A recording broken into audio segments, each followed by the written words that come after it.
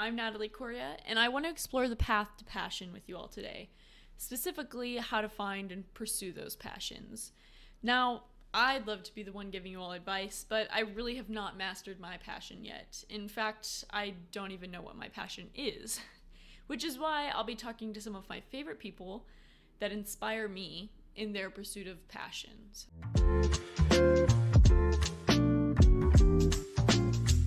First with us today, we have Jennifer Stewart, a mother of 7 who's going back to college to pursue a degree in education after a 15-year hiatus.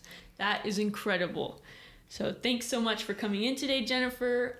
We have coffee here, cream and sugar, so go ahead and personalize it however you like. So as a college student myself, I find that keeping up with school and continuing my education is really hard to do.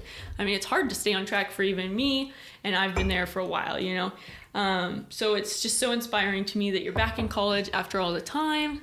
Is it correct that you're pursuing your master's in education now? Yes, I'm getting my master's in elementary education, K through 8, and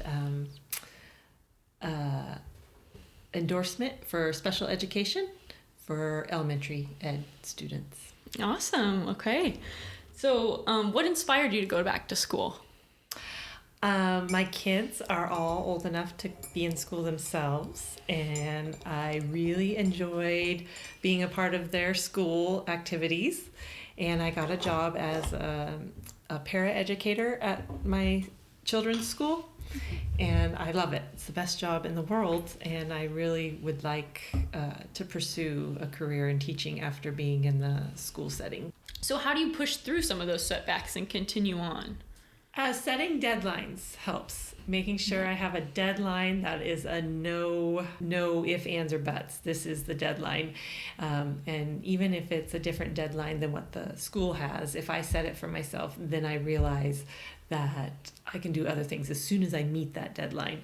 So knowing I'm going to do something fun when it's done, and then asking for help. I sometimes just think I'm going to plug away at it and not ask for help, but when I do ask for help, it seems like my family all comes together and helps me work as a team and helps it get done. Nice. Yeah, a little weight off your back, you know? Yeah. Or just letting them know that I need help, or you'll have to reach out for help from someone because I'm not available. Yeah. Setting aside that time, yeah, definitely. Definitely. So is there any advice that you have for others that are pursuing their degree in getting their college education? I think right now the possibility of getting a degree is much easier than when I was younger or in my 20s, because you can do it online at your own pace and your own time.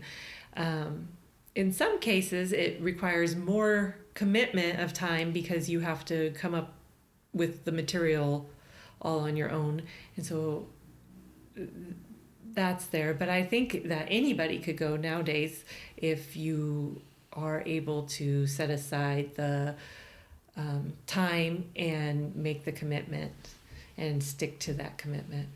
Yeah, definitely more accessible with the online feature. Yeah, I think it's much better for rural communities and working adults. Yeah. Okay. Well, that was great. Thank you so much for your time and your valuable story. And I know it's difficult to reassess and come back to your goals later on. So it's inspiring to know that it's absolutely possible. So yes. Thank you so much for coming in today, Jennifer. This was great.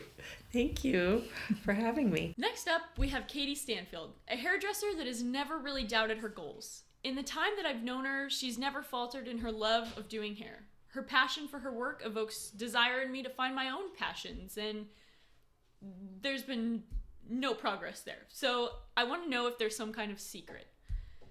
Hey, Katie, come on in. Hello. Hi, thanks for coming in. Of so great to see you. It's good to see you. Oh, look at your happy little cup. Thanks. Yeah, there's coffee and everything there, so Great. Go ahead and help yourself. Sugar. I'm gonna get some cream. Yeah. So you work at a salon called Studio 5 right now, is that right? Mm-hmm. Nice. And do you like it there? I love it there. There's so much support from the girls around me, and I just never even knew that I could love a job so much. Yeah, that's so exciting. How did you know that doing hair was your passion? Well, I actually am very lucky. I feel like a lot of people my age are going through the struggle of figuring out like what are they going to do with their lives, what are they passionate about, and I really have always known since I was a kid. For holidays I would set my room up into Katie's little hair shop, and all my family members would come in and get funky little do's by me, and it was always my dream to be in a hair salon. I love the vibe. Yeah. As long as I've known you, you've been interested in it, so that makes sense. Yeah. Any advice for others that are searching for their, kind of life purpose? I think it's important to try things, like never be afraid of failing. I think that we learn the most from our failures rather than from our successes. And when we do something that we're like, okay, I'm good at this, and you just keep doing it because it's easy. But if you find yourself like, okay, but I'm not feeling passionate, you have to let go of that fear and just go for things. Try things you never would have thought of trying. There is so much going on out in the world aside from basic careers. Like, you can do anything to make a dime, and I suggest just trying it all. Just you only get one life, and once you find what you're in it for 30 to 50 years. Sometimes people work the same job, and you don't want to get stuck doing something where you're thinking like, oh, well, what should I have done something else? Use that energy in your youth now and do it. And if you're not young and you have been stuck in doing something for 20 plus years and you want to try something, really explore ways that you can expand on what you are doing. Yeah. You don't always have to do exactly what it is that you're doing. There's so many things that go into every job of the world, and think like, okay, like, how could I find more passion? In anything. Just, try things that go into the makings of what you're doing now. Just start there. Just what are the little components that go into what I'm doing now? Okay, maybe I want to try this, or, just talk to the people around you that you love, and, they know you well. And I think a big important part is saying, to someone that you love, what would you see me doing if I wasn't working what I'm doing now? And you'd be surprised what people see in you that you don't see in yourself, and you might be able to go really far with that. That's interesting. I've never heard that before, so well, that's great. And your work is beautiful. I love being able to see the way that you spread beauty and just joy across the world. So thank you so much for talking with us and with me about your life and your passions. It's really great to have you. So thank you so much. Enjoy your day. Thank you. You too. That's awesome. I wish I had a hobby that I could turn into a career. I haven't really found that quite yet, but for those of you who do, you should think about Katie. She truly radiates joy in her work, and you can tell that she's just doing what she loves, for sure. Next up, we'll have Juan Pablo Coria, a content creator that has explored several different directions. If you've ever followed his previous channels of lifestyle, frisbee golf, motivations, or movie reviews, then you know what I'm talking about. He never stops seeking and pursuing new passions. He's truly on the pursuit of passion, and his journey is really inspirational to me. Hey, Juan. Hey, Natalie. What's up? Yeah, so I know that you're always working on something. So what are you working on right now? Well, at the moment, I'm working on websites for some other people, and but other than that, for personal stuff, I'm doing more like podcasting, and I'm trying to make a website for my podcast. And in my podcast, kind of just talk whatever. So like, if I have an idea here or an idea there, I just kind of go on the mic and talk about it. And I really wanted that flexibility, because before I was doing movie reviews on my podcast, but now I feel like if I have that flexibility, then I can make more consistent content, even though at the moment... You always have something to talk about. Yeah, because right now at the moment I've been kind of slacking a little bit because I've been so busy at work and stuff. But it worked out so far, and I really like the way the branding is going at the moment. Nice.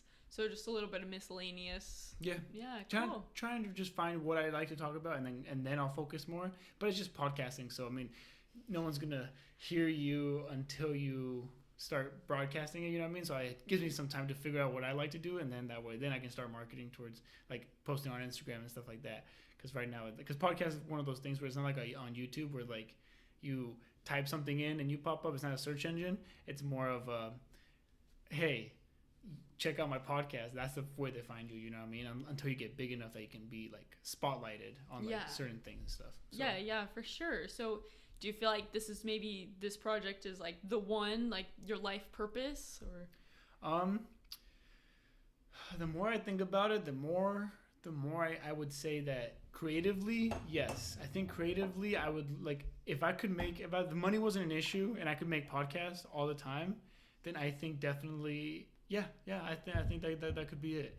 And but I don't know, I like to do everything, so you know, maybe a little bit of video production here, and podcasting here, and what else, websiting here, you know what I mean? I don't know, all of it together, yes.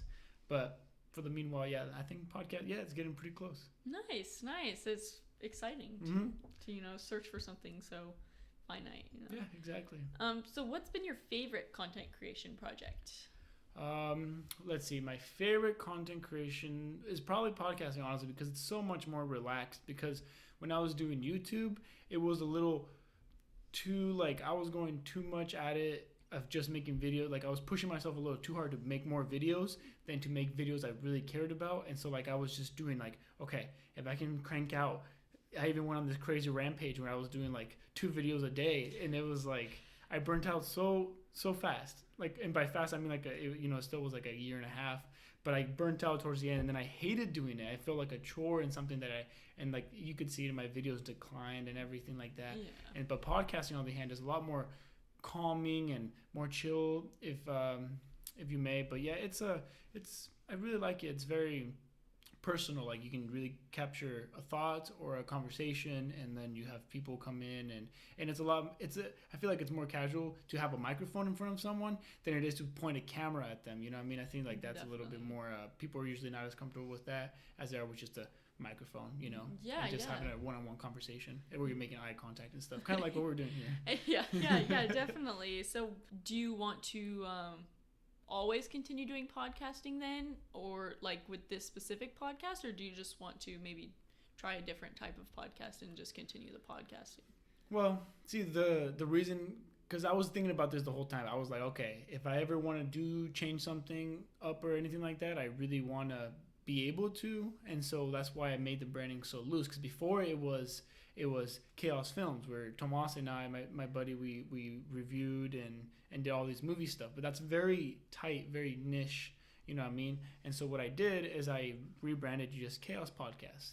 That way I can talk about whatever, and I let people know, I'm like, okay, this is the new direction, because I want it to be able to evolve with me. The artwork is a little bit more, liberating, and while it may not be so good where like people know exactly what the podcast is about, as soon as they listen, it's going to be a lot more of me, like a lot more personality, and less about the specific topic, until I do figure out one thing that I really like to podcast about, and then maybe I'll change it again. It's, at the end of the day, it is, you own the podcast, so it is yours, and so you can do whatever. Yeah, so you feel like that's a product you can totally continue. Yeah, no, definitely. I made it with that in mind. What advice do you have for someone trying to find and pursue their passions? Okay, the thing I have is never do it for money, because if you as soon as you do it for something like that, then it's very hard to stay motivated. You really have to do it because it's either about something that you really care about, like if your hobby is like music, or your hobby is like sports or something like that, you really just want to do it to stay motivated. You want to do it about something you really love, that way you can stay motivated. Whereas if you do it for these things that aren't necessarily obtainable, it makes it a lot harder to stay on track and to really want to do it more, because sometimes there's days when you just really don't want to do anything, and they happen more often than not. You'll just be busy or something, and that motivation is what's going to keep you going. Is to be like, well, I really love this, so I would be doing it for free, and so that you just have to love what you do. And I know that's kind of cliche and stuff, but really that's what it is. That's the bread and butter of being a creator. Yeah. You just gotta really like to do what you talk about or what you do. Yeah, no, that makes sense. So, yeah, well, thank you. Thank you so much. Okay. And it was great to have you on. Yeah, appreciate it. Thank you. Yeah, All right, bye. bye. So, there you guys have it. 3 people with totally different journeys and different passions and different points along their life purpose, their path. And I know I'm just at the beginning, but knowing how different the journey is for everyone is definitely reassuring. We all move at our own pace, and I hope it helped you guys all to get an idea of how vastly different the journey can be for everyone. It definitely takes time and effort, but giving your life purpose it's definitely worth it. Those 3 people are the most inspiring people I know, so please take it from them. Thanks for listening today, and I hope that you all got one step closer to your pursuit of passion. Have a lovely day.